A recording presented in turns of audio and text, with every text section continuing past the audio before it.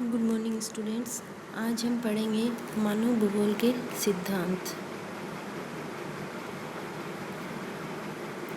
मानव भूगोल के 3 मुख्य सिद्धांत हैं। सबसे पहला क्रियाशीलता का सिद्धांत, दूसरा है पार्थिव एकता का सिद्धांत और तीसरा है वातावरण समायोजन का सिद्धांत। तो आज के इस वीडियो में हम पढ़ेंगे पहले सिद्धांत क्रियाशीलता का सिद्धांत यानी प्रिंसिपल ऑफ एक्टिविटी।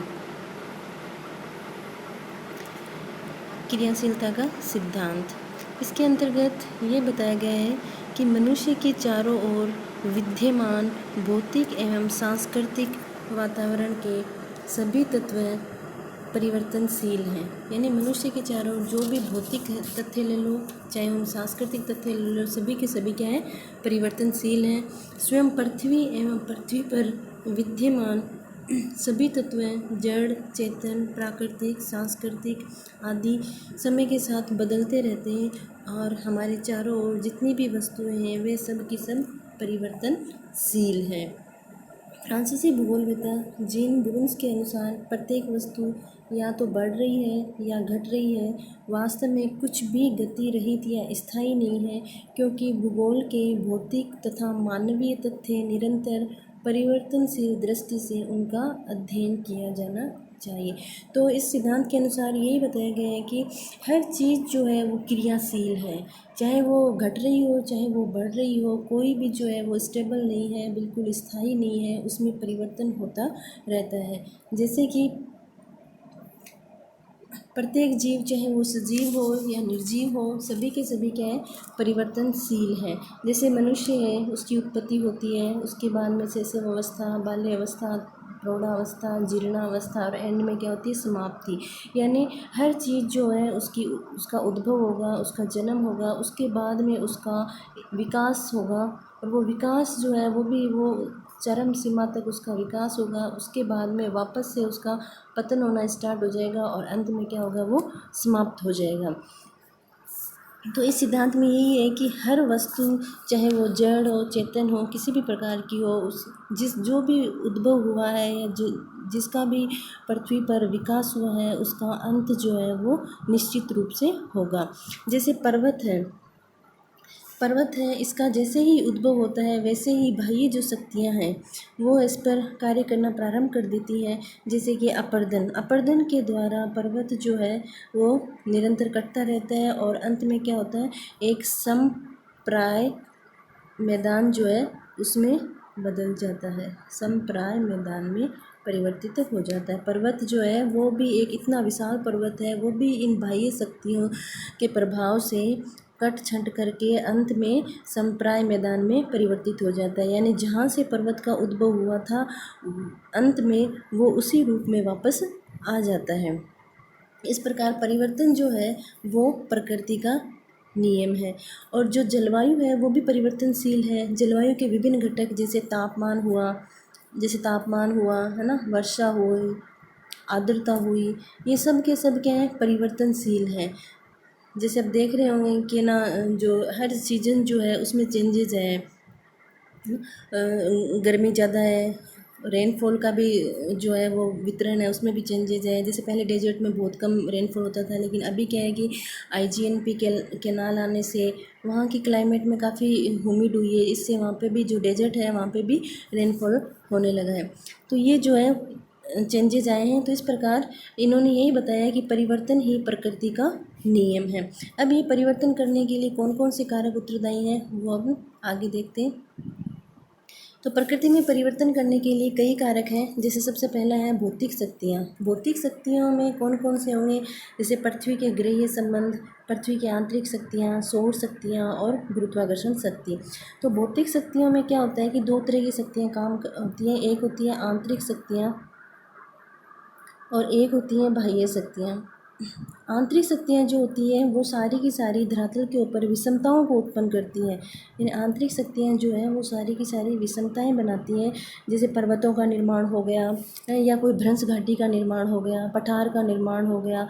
और ये आंतरिक शक्तियाँ जो होती हैं, ये जो विषमताएं उत्पन्न करती हैं, उन विषमताओं को समाप्त कर समतल बनाने का कार्य जो है वो कौन सी शक्तियाँ करती हैं, बाह्य शक्तियाँ करती हैं। ठीक है, तो ये बाह्य शक्तियाँ जो है वो इसमें दो बाह्य शक्तियाँ वो अपर्दन और अपक्षय इन दोनों के सहयोग से क्या करती हैं, समतलन का कार्य करती हैं। तो ये भौतिक शक्तियाँ जो हैं वो है इसमें परिवर्तन के लिए उत्तरदायी हैं। तो भौतिक शक्तियाँ दो तरह की हैं, कौन कौन सी, आंतरिक और बाह्य। आंतरिक जो है वो सारी की सारी विषमताएं पैदा करेंगी। बाह्य जो है इसमें आता है अनाच्छादन। मेन जो है वो अनाच्छादन है। अनाच्छादन में दोनों को इंक्लूड किया जाता है, अपक्षय और अपर्दन। अपक्षय प्लस अपर्दन ये होता है अनाच्छादन। तो अपक्षय में क्या होता है, कोई भी चट्टानी जो है वो टूट कर उसी मतलब हाँ टूट जाती है लेकिन वो आगे मूवमेंट नहीं करती, वो उसी स्थान पर स्थिर रहती है। जबकि अपर्दन में क्या होती है, कोई भी चट्टान जो है वो विखंडित हो जाती है, टूट जाती है, और टूटने के साथ ही वो विभिन्न प्रकार की शक्तियाँ जैसे जल के साथ में या ग्लेशियर के साथ में या वायु के साथ में एक स्थान से दूसरे स्थान पर गति करती है। ये है अपर्दन। तो ये जो बाह्य शक्तियाँ हैं इनके कारण कौन सा काम होता है, समतलन का कार्य होता है। अब भौतिक शक्तियों में भी कौन कौन से हैं, सबसे पहले है पृथ्वी के गृहीय संबंध। तो पृथ्वी क्या करती है कि वो अपने अक्ष पर घूमती रहती है, रोटेट करती रहती है। इसमें कई 8 तरह के ग्रह हैं जो ग्रह हैं, और पृथ्वी भी एक ग्रह है जो अपने अक्ष पर घूमते रहते हैं, जिसके कारण क्या करते हैं, दिन रात का बनना, ऋतुओं में जो चेंजेस होता है वो इसी के कारण होता है। ठीक है, उसके बाद में विभिन्न प्रकार की दाब पेटियाँ, वायु दाब पेटियों का निर्माण भी इसी के कारण होता है। दूसरा है पृथ्वी की आंतरिक शक्तियाँ।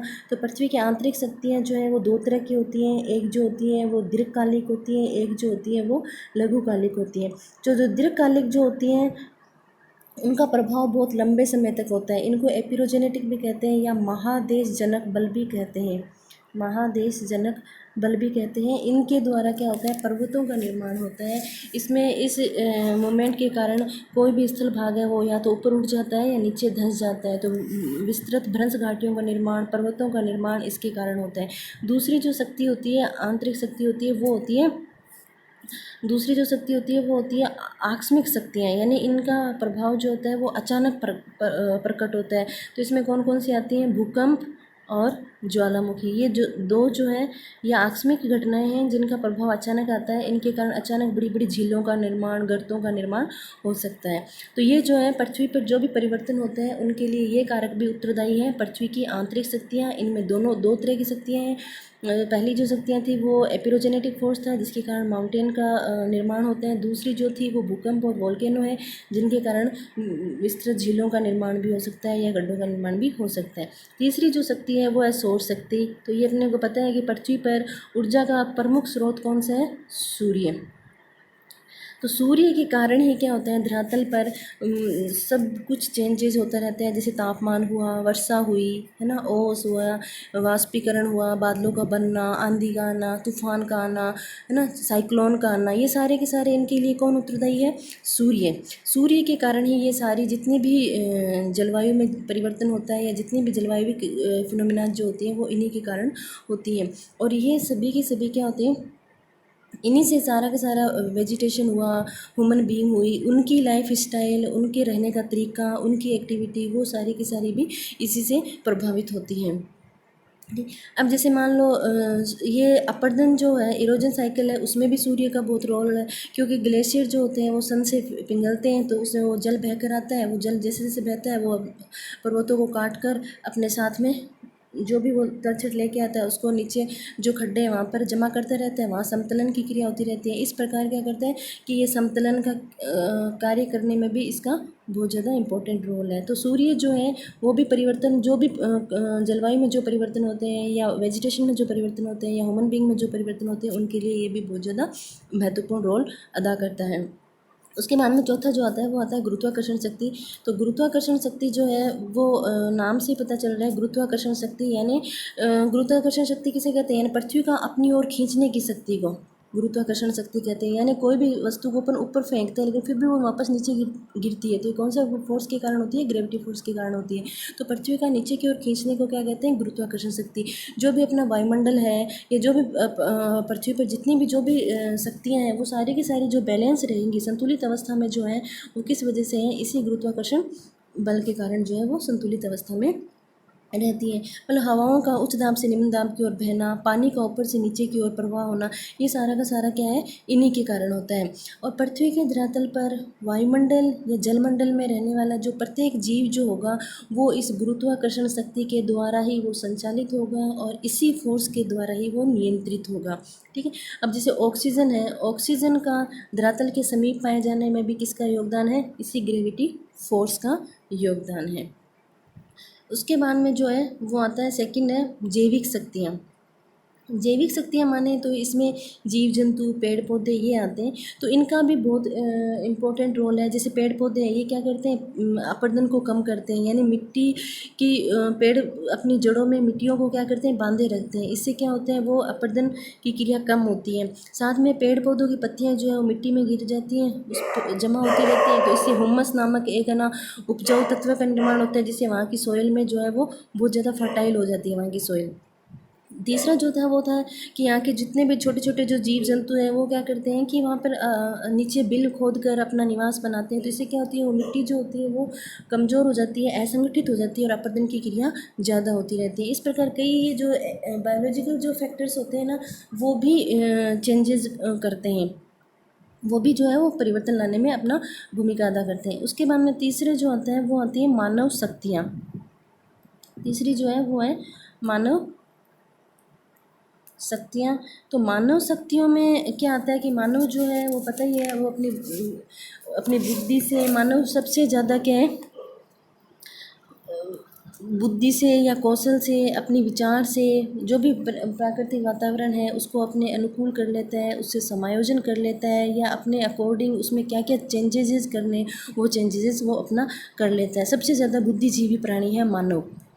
तो मनुष्य जो है वो जैसे वनों को काट कर फसल उगा लेना, या फिर सड़कें बनाना, नदियों के जल को इकट्ठा करके डैम बना लेना, बड़े बड़े नगरों का निर्माण कर लेना, और जो धरातल में पृथ्वी के भूतल में जो भी संसाधन है उनको खोद कर बाहर निकाल लेना, उन संसाधनों से को और अधिक अच्छी तरह कैसे अच्छा प्रोडक्ट बनाकर उनकी वैल्यू को बढ़ा देना, ये सारे के सारे काम जो है वो ह्यूमन बींग करते हैं।